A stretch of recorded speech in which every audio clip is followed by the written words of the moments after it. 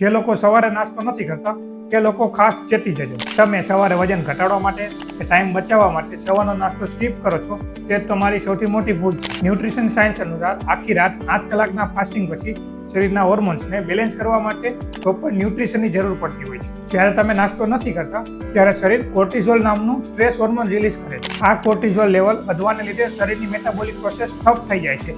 આના લીધે ચરબી ઘટવા કરતાં પેટની આજુબાજુ ચરબી વધુ જમા થાય છે. સવારે નાસ્તો ન કરવાથી પેટમાં એસિડિટી થાય છે અને બળતરા થાય છે.